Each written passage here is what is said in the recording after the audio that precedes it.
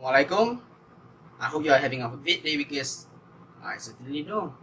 My name is Muhammad Noabi bin Aziz, and for my public speaking assignment, I will be talking about hypersexualization and I will explain it to you guys.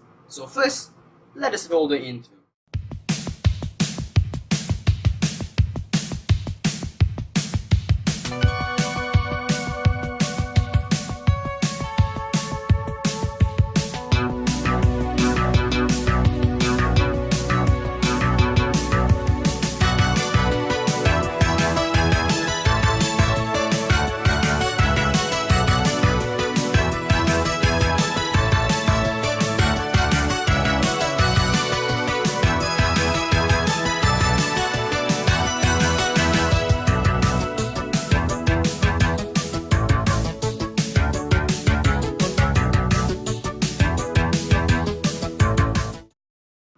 Before we learn about anything, we must first understand the definition. So what is the definition?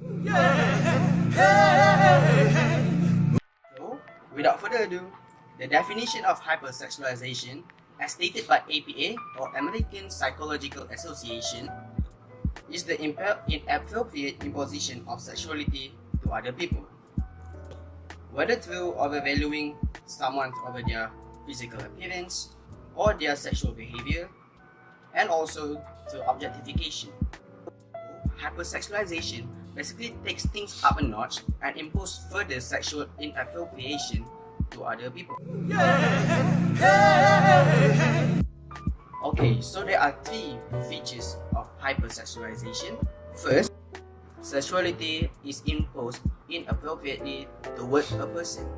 There are many examples of hypersexualization, as we can see in advertisement, entertainment such as music and video games, and many more.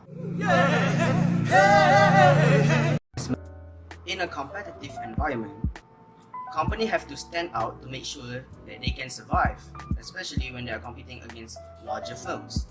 So companies, whether big or small, employ hypersexualization as a tactic in order to draw as many attention as possible. When a product is being marketed using hypersexualization, it can further incite either negative or positive feedback from the customers. But in the end, they all get what they want, which is to get attention.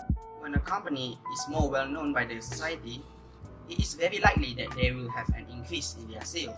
This will let them to further exploit other people in order for them to gain profit.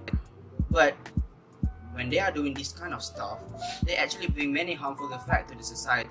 The most impactful effect of hypersexualization is that it will make men and women, especially at young age, to question their own attractiveness. This will lead to low self-esteem, and they will develop a superficial thinking of what true beauty really means.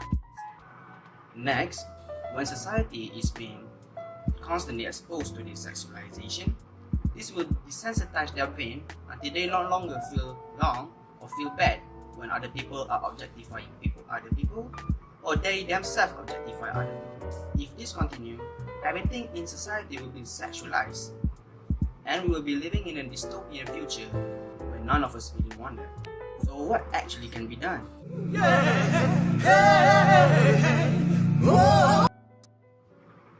So what do people need to do? I will take firstly that school should teach sex education to young children so they will further understand their own sexual orientation. This will let them to understand their own body better, and they will avoid their innate desire to overcome their rational mind. The government should enforce more strict rules in order to ban anybody who are using sexualization as a tactic to further increase their exposure to the market or to boost their sales. So the first Islamic perspective is that Islam teaches us to show decency in dressing and make sure not to be extravagant in our dressing and also our behavior. Secondly, there is a hadith by Abu Dawud and At-Tirmidhi that Rasulullah SAW once said that the heaviest thing that will be put on the believer scale is good manners. In conclusion, hypersexualization is a degenerate culture that should be eradicated in order for us to create a better future.